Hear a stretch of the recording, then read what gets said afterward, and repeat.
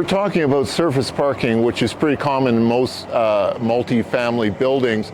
And what happens is residents are quite concerned about break-ins in their vehicles and how we capture this. So there's a couple things that we need to do. First of all, we need to secure the perimeter.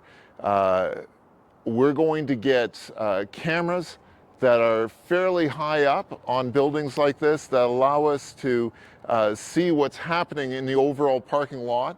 The distance isn't great. They need to be high resolution cameras. In 2025, what that means is at least 8 megapixels.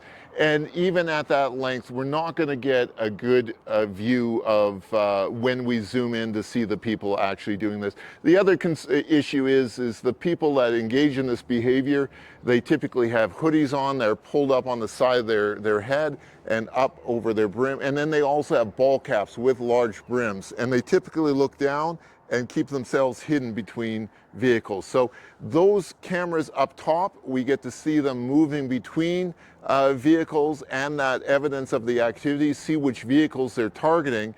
But what we want to do in addition to that is we need to secure all of the entrances. So this is an entrance into this courtyard of parking here. We want to make sure that there's cameras around here as well. There's walking paths down the way here as well.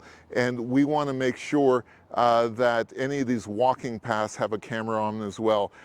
What happens is this two-stage. So first, let's identify the activity. Let's identify people going from car to car and looking for open cars and which cars they're opening. And then the second is we have to identify them.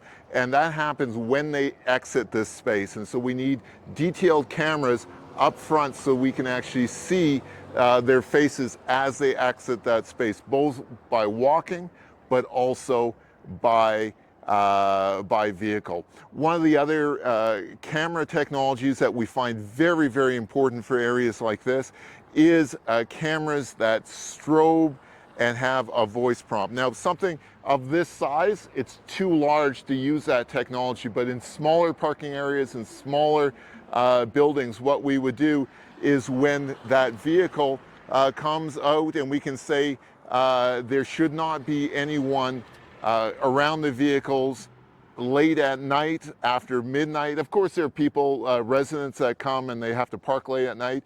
They're familiar with the process. But other people that might have invited themselves into your multifamily area and are checking doors or otherwise just snooping around, we want to scare them away. We want to bring attention to them. And so these cameras have a strobe light on them. They also have a small speaker on that plays a message. And so when there's people that should not be there, the light will strobe. A message will be played. This is private property. Please exit the area. For residents, it's a little bit of an annoyance, but for people that are not supposed to be there, it brings attention to them and tells them to move on to another property that is not yours to cause damage and trouble.